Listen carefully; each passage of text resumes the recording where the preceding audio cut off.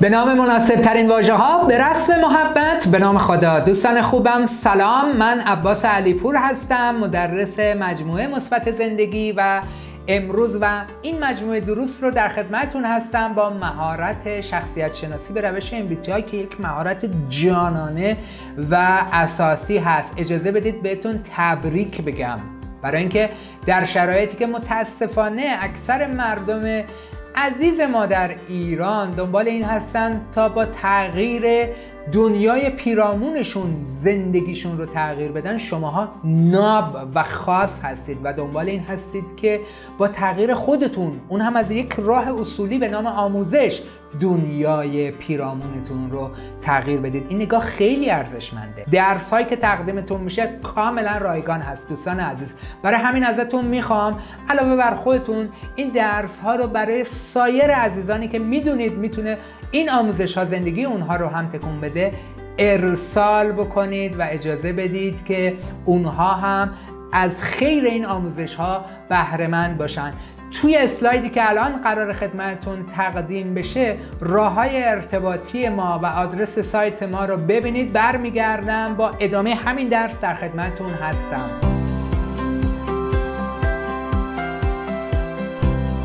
خب یه مروری بکنیم برای اینکه ببینیم قرار هست در این دوره چه اتفاقی بیفته، در این چند ویدیویی که با هم هستیم چه مباحثی رو با هم یاد میگیریم. اول راجع به این صحبت میکنیم که اصلا MBTI چیه، یه تاریخچه خیلی مختصر و کوچولو براش میگیم. بعد وارد این مبحث میشیم که چرا یک دانش و مهارتی مثل MBTI برای ما ضروریه و داشتنش با نداشتنش چه تفاوت‌هایی رو ایجاد میکنه. برای دوستانی که در فرهنگ دینی و ایرانی ما براشون مهمه که نظر شریعت در خصوص مباحثی مثل شخصیت شناسی چیه، نکاتی رو در این باره تقدیم میکنیم و بعد هم به این میپردازیم که خود کلمه MBTI به چه چیزی اشاره میکنه و هر کدوم از حروف MBTI قرار هست به ما چه مطلبی رو یادآوری بکنه. بعد از اون وارد مهمترین مبحث شخصیت شناسی مدل MBTI میشیم، یعنی آشنایی با سرنخ‌های شناخت ترجیحات چهارگانه افراد که ترجیح اول ترجیح دریافت انرژی. اونجا بهتون آموزش میدیم که با چه سرنخ‌هایی متوجه بشید خودتون و دیگران برونگرا هستید یا درونگرا. بعد وارد ترجیح دوم میشیم که دریافت اطلاعاته. اونجا هم یاد میگیریم که افراد یا حسی هستن یا شهودی، با چه سرنخ‌هایی تشخیص بدم که افراد حسی هستن یا شهودی، راجبش مفصل صحبت میکنیم و بعد هم به این میپردازیم که ترجیح سوم چیه که ترجیح تصمیم گیریه. اونجا هم نکاتی رو خدمتتون تقدیم میکنیم که خیلی سریع بتونید تشخیص بدید که چه افرادی منطقی هستن و چه افرادی احساسی. و بعد هم وارد این مبحث ارزشمند میشیم که ترجیح چهارم ترجیح دریافت انرژیه و افراد بر اساس اون یا منظمن یا منعطف. با چه سرنخ‌هایی بفهمیم کی منظمه کی منعطف مفصل راجبش صحبت میکنیم و در نهایت هم راجب یک قانون بسیار مهم در شخصیت شناسی به نام قانون 80-20 صحبت میکنیم و یک جمع‌بندی در خصوص این دوره خدمتتون ارائه خواهیم داد. اگر واقعاً با ما همراه باشید در این دوره کوتاه ولی بسیار مهم و کاربردی، چند تا دستاورد علل حسابی براتون داره. اول اینکه دقیقاً خودتون رو میشناسید، با سایه روشن‌های شخصیتیتون آشنا میشید که چه نقاطی نقاط قوت منه، چه نقاطی نقاط ضعف منه، کجاها باید قرار بگیرم بر اساس این نقاط قوت و ضعف. این رو دقیق باهاش آشنا میشید. شناخت بهتر مخاطبینتون دومین دستاورد شماست. مخاطبین شما کیان؟ افراد خانواده‌تون، همسرتون، فرزندانتون، والدینتون، خواهر برادرانتون، مشتریتون، همکارتون، رئیستون، همه اینها میتونن جزء مخاطبین شما باشن. اینکه اونها چه تیپ شخصیتی دارن، چه نقاط قوت ضعفی دارن و چطور باید ما با اونها ارتباط بگیریم که یک ارتباط مفید و سازنده باشه، یکی دیگه از دستاوردهای شخصیت شناسی MBTI هست. و مهمترین دستاوردی که MBTI به ما هدیه میده اینه که اعتماد به نفسمون افزایش پیدا میکنه. حس میکنیم یه دستی بالای دست ها داریم، حس میکنیم از یک نگاه متفاوتی برخوردار شدیم و شک ندارم در پایان همین دوره کوتاه اصلا نوع نگاهتون به رابطه، نوع نگاهتون به ارتباطات و زندگی کاملا عوض خواهد شد اگر با ما دقیق و کامل همراه باشید. و نکته بعدی این که مشارکت بکنید. آقای علیپور ما چطوری مشارکت بکنیم؟ دوره غیر حضوریه. مشارکتتون در بحث این شکلیه که گهگداری من میگم که یه 30 ثانیه 1 دقیقه لطفاً فلان مبحث رو مرور بکنید. مرور شما و مشارکت شما این شکلیه که حتما تکرار بکنید مباحث رو برای خودتون جوری که صداتون رو خودتون بشنوید. به عنوان اولین مشارکت ازتون میخوام همونطوری که دارید در اسلاید مشاهده میکنید این تعهد رو به خودمون بدیم برای تثبیت مهارت MBTI که این جانب اسمتون رو بنویسید عباس علیپور. شما عباس علیپور ننویسید، اسم خودتون رو بنویسید. این جانب اسم شریفتون رو می نویسید. متعهد میشم از امروز به مدت 21 روز در جهت رشد و توسعه خودم و تثبیت مهارت شخصیت شناسی تمرینات این دوره رو مو به مو به مدت 21 روز انجام بدهم. لطفاً امضا کنید و تاریخ بزنید. من یه چند ثانیه‌ای صبر میکنم تا همه این کار رو بکنن. برمیگردیم در خدمتتون هستم.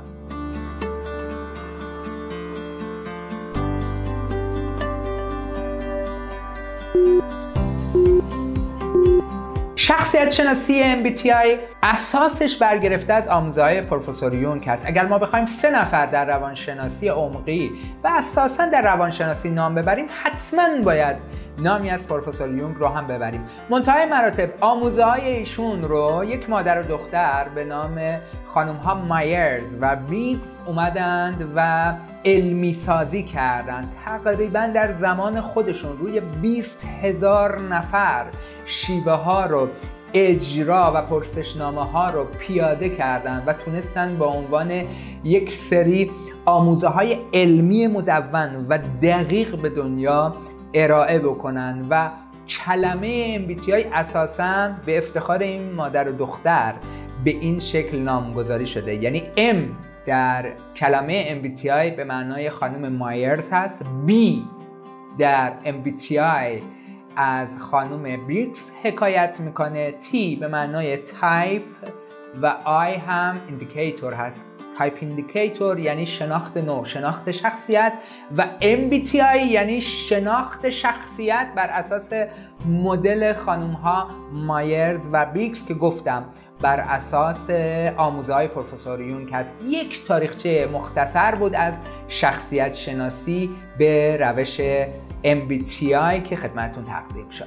اما دوستان عزیزم چه اهمیتی داره شخصیت شناسی MBTI؟ کسانی که MBTI دارن با کسانی که ندارن عملاً چه تفاوت‌هایی با هم دارن؟ چه دستاوردهایی برای ما ایجاد میکنه وقتی ما MBTI رو میدونیم؟ اولین و به نظر من مهمترین امتیاز MBTI این هست که ارتباطات رو هدفمند میکنه. هیچ رابطه ای رو برای ما رابطه سخت و مشکل و نفوذناپذیر قرار نمیده و شخصیت شناسی این کمک رو میکنه انگار ما ذهن خوانی میکنیم، انگار میفهمیم تو سر همسرمون، فرزندمون، شریکمون، همکارمون، رئیسمون، مشتریمون چی میگذره و نمیگذاریم مسائل رو حساب لجبازی افراد.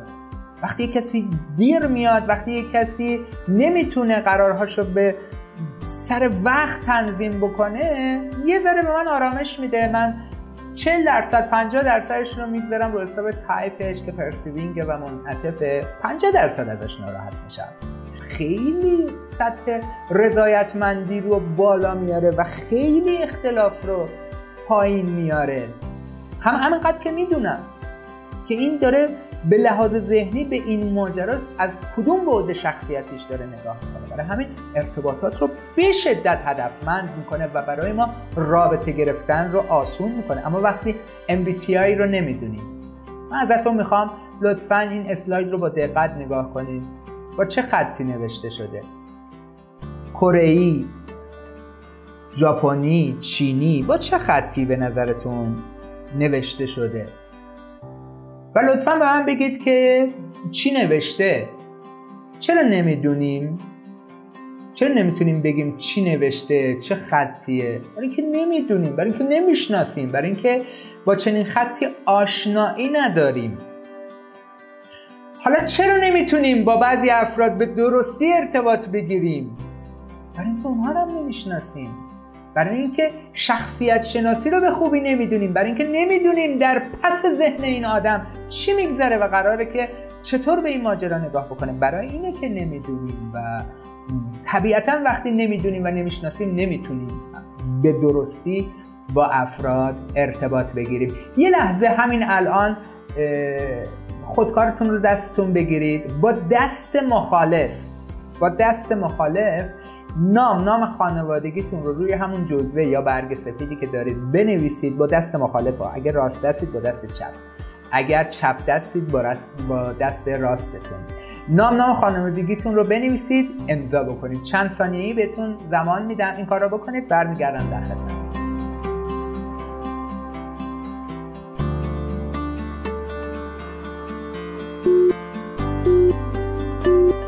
کار سختی بود طبیعتاً برای افرادی که تک دستن. تقریبا شاید 0.1% از افراد روی کره زمین امبیدکستریتی دارن، یعنی با هر دو دست یکسان دستی دارن، میتونن با هر دو دست بنویسن. اما علل قاعده افراد اگر تمرین نکرده باشن با دست مخالف سخت بوده براشون. نکته که میخوام بگم اینه دوستان عزیز، ما با یک مدل و تیپ شخصیتی به دنیا میایم، با همون مدل و تیپ شخصیتی هم از دنیا میریم. من یک راست دستم، من یک چپ دستم و هر دو اینها نیستم. خب آقای علیپور بعضیا میتونن با هر دو دستشون بنویسن. بله، ما مدل شخصیتیمون حتما ثابته ولی قابل توسعه است.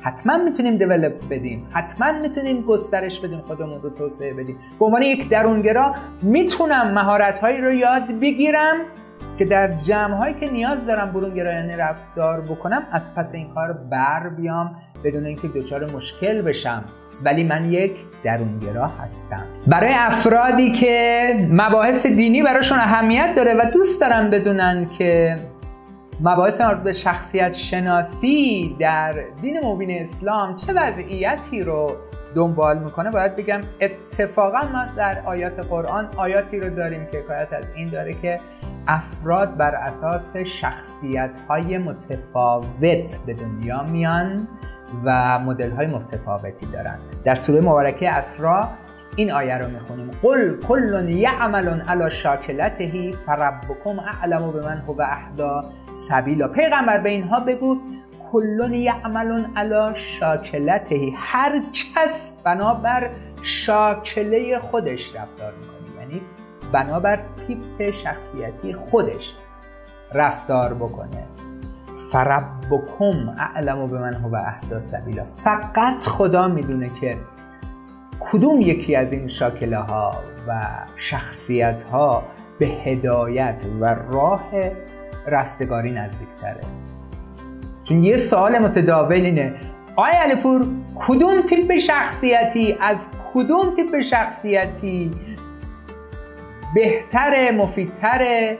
و پاسخ ما هم بر اساس تحقیقات روانشناسی و هم بر اساس قرآن کریم اینه که هیچ تیپ شخصیتی بر هیچ تیپ شخصیتی چیرگی و برتری نداره، اگر افراد بدونن که نقاط قوت و ضعف شخصیتیشون چیه و از نقاط قوت شخصیتیشون استفاده بکنن، نقاط ضعفشون رو هم پرورش بدن و یا کمتر ازش استفاده بکنن.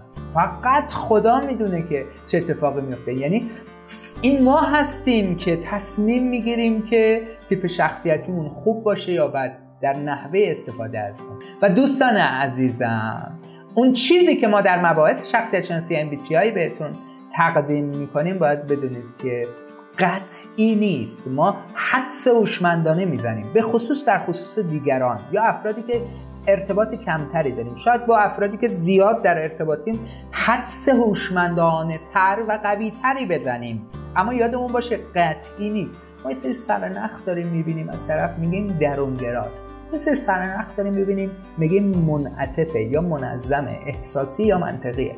خب اما قطعی که نیست. ممکنه انداللزوم تو اون جایگاهی که من دیدم این آدم رفتارهای برونگرایانه از خودش ارائه داده، یک درونگرایی باشه که خوش رو توسعه داده، دیولپ پیدا کرده.